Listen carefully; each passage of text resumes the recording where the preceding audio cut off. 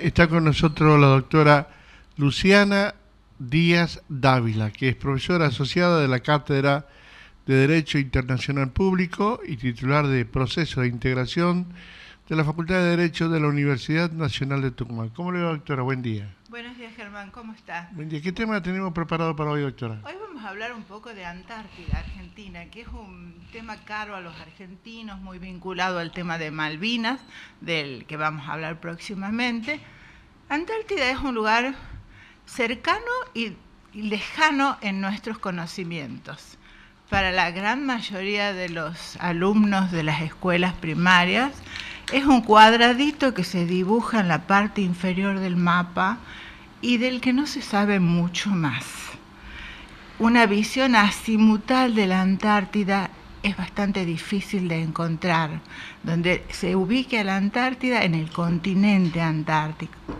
Entonces los chicos piensan que es un cuadradito extraño que nos han puesto en la parte sur de nuestro mapa y del cual no se tiene una imagen clara.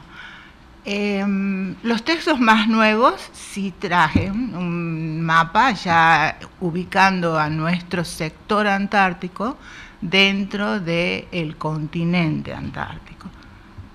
Es una región aislada, muy fría. Se registraron temperaturas que en algunos casos han sido las más bajas de los registros de la época, menos 43 grados. Ahora hay otras en Rusia que son más bajas todavía, pero es cierto que es uno de los lugares más fríos del planeta. Es muy azotado por los vientos, con vientos de 180 kilómetros por hora, que se unen a un fenómeno que se llama blizzard, que es el hielo, y que provoca grandes dificultades en el traslado de la gente. Es muy difícil estar en la Antártida y cumplir la misión que se les ha encargado a los expedicionarios, a la gente que está trabajando en las distintas bases. Antártida durante mucho tiempo fue un territorio no apetecible por esas dificultades, y además cabe señalar que no hay una población aborigen, a diferencia de lo que ocurre con el Polo Norte, que tenemos los esquimales. Eso hizo que las primeras expediciones fueran fortuitas, eran barcos que se alejaban de las expediciones por fenómenos climáticos y avistaban un territorio lleno de hielo, como por ejemplo el caso de la expedición de Magallanes en 1520, en el cual uno de los barcos se aleja y alcanza a divisar esas tierras, y los españoles las bautizan con el nombre de Tierra Incógnita. Figura en los mapas de la época. Ya la misma denominación nos hace pensar en lo poco que se sabía del territorio.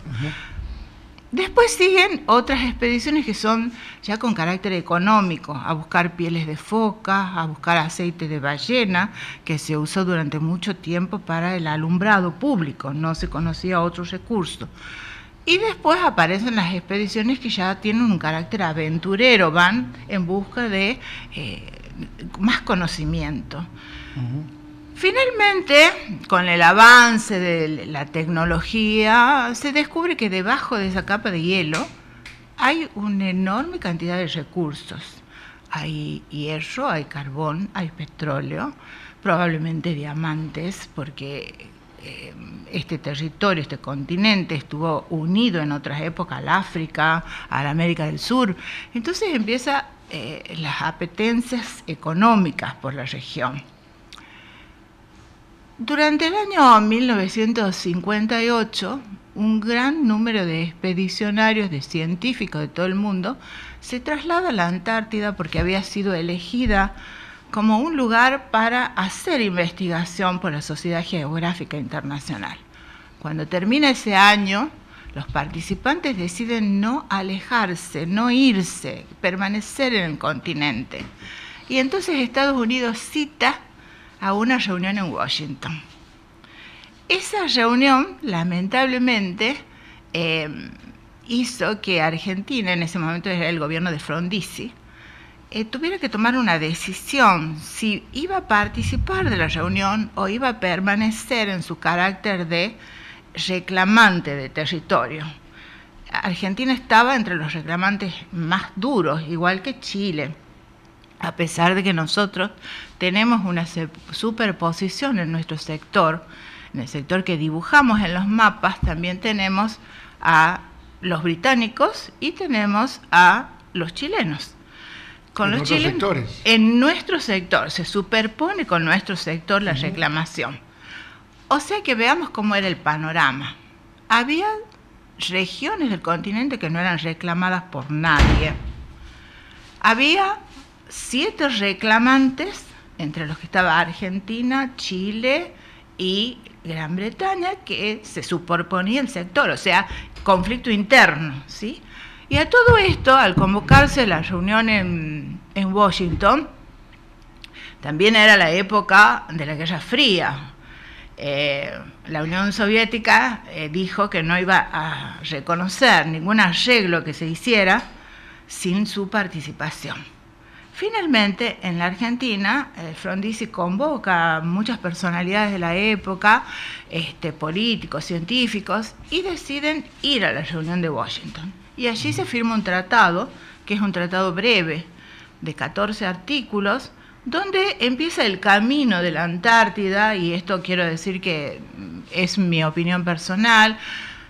Antártida ha seguido un camino de gradual internacionalización, perdiéndose cada vez más la nota de soberanía que reclamaban los primeros países que habían sentado sus bases. En este momento, en nuestro sector, hay muchísimas bases de otros países, porque es una región, como es la península antártica, que tiene mejor clima, porque es más accesible. Y finalmente después hubo una serie de instrumentos complementarios a ese tratado antártico. Por ejemplo, el Tratado de Protección al Medio Ambiente, que es de 1993. Y eso se hizo porque había habido 2 grandes accidentes de buques, uno de ellos nuestro, que llevaba el petróleo para todas las dotaciones de las bases argentinas, y eso produjo una enorme contaminación. Entonces hubo un llamado de atención en la comunidad internacional para proteger el área, y también, por supuesto, para tratar de avanzar en sus reclamos.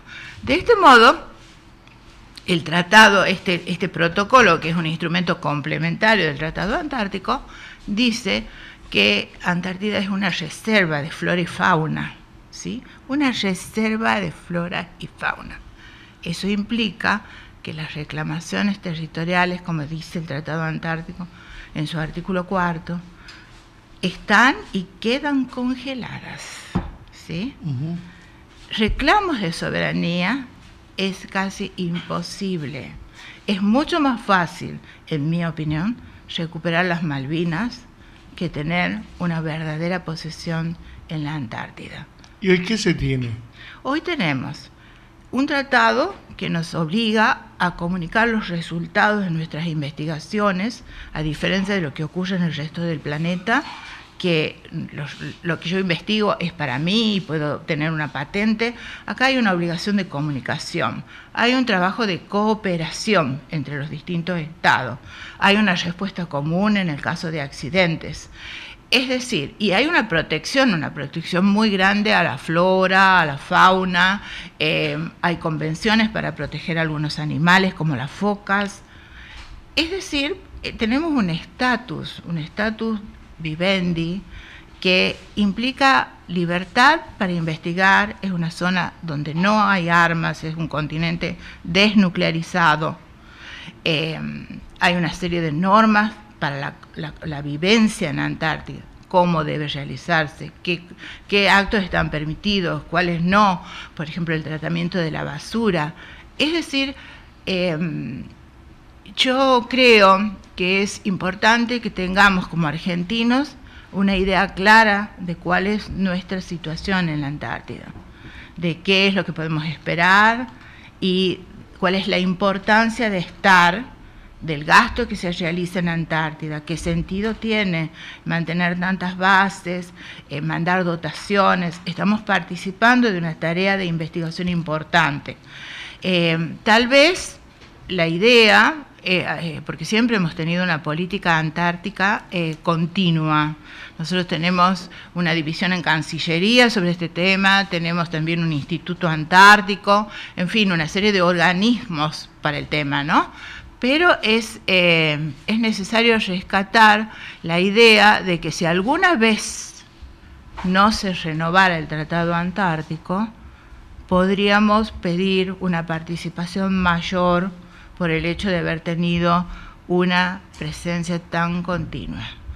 Ahora la pregunta, ¿esta base que tiene Argentina, la tiene Inglaterra y la tiene Chile también o no tiene? Sí, igual. Las bases que tenemos, que son varias, en el mismo sector, no solamente de Chile y no solamente de Gran Bretaña, hay bases de Estados Unidos, de muchísimos países, en el mismo sector. Esto es como la historia esa no revelada de la Antártida Argentina. Yo creo que es muy importante que el público conozca la situación real. Mire, el Tratado Antártico es un tratado entre estados, como casi todos los tratados internacionales. Pero no, sí. Ahí no está definida soberanía. No. Fuéramos todos los dueños sí. y hacemos un acuerdo. No pero, significa que la Antártida sea Argentina. No, para nada. Y es más, usted puede entrar a ese tratado mediante una serie de actos, porque es un tratado abierto. Eso que significa que admite nuevos miembros. Y es más, hay que yo sepa, una organización no gubernamental que es parte del tratado, que es Greenpeace. Porque Greenpeace asistía y pedía poner una base y no se le permitía, y finalmente fue y la puso sin autorización y se quedó. ¿Qué importancia tiene esto? Que los miembros primeros tenían voz y voto, ¿sí? Los miembros que fueron incorporándose tenían primero solamente voz, pero no voto. Pero al pasar el tiempo, solicitan ser miembros plenos y se los acepta como tales. Y también tienen voto. O sea, mire usted cuál es el panorama. Cada vez son más los votantes y menos estamos en minoría los países que fuimos los primeros reclamantes de sectores. Los primeros reclamantes en Argentina, Inglaterra y Chile. No, hay muchos más, son 7. Se van incorporando después, sí. Claro, pero en este momento son muchísimos. Era como barcos que llegaban y se iban instalando, ¿no? Claro, son muchos más los adherentes que los primeros. En la plataforma, ¿a quién le corresponde? ¿Qué plataforma? La plataforma submarina, ¿a quién le corresponde? Bueno, mire, ese es todo un tema que yo quisiera que lo abordemos en el futuro, pero le explico. La plataforma es, según la Convención de Derecho del Mar, puede llegar hasta 350 millas marinas, ¿sí? Sí. Si usted tiene una plataforma muy amplia, puede llegar hasta ese límite máximo, ¿no? Pero también la plataforma es un regalo de la geografía. Tiene que estar vinculado a otras cosas. Esto de que es un regalo de la geografía no es mío, es la expresión de un autor, ¿sí? Hay ciertas cosas como la continuidad, como la cercanía a un país, que son accidentes de la geografía, no los podemos convocar, no los podemos citar como títulos si no los unimos a otras cosas. Sí. Entonces, bueno, yo estoy encantada de tener este espacio, me gustaría que abordemos muchos otros temas. Bien, ¿seguimos con el tema de Antártida la semana que viene o...? Bueno, veamos qué dice la audiencia, si quiere saber cosas, podemos contestar las cosas que se planteen, y también podemos vincular esto a otro tema como Malvinas, que está tan cercano y tan conflictivo. Gracias, doctora, gracias por venir. Al contrario, gracias a ustedes por recibirme. Fue la doctora Luciana Díaz Dávila, profesora asociada de la Cátedra de Derecho Internacional Público y profesora titular del Proceso de Integración de la Facultad de Derecho y Ciencias Sociales de la Universidad Nacional de Tucumán.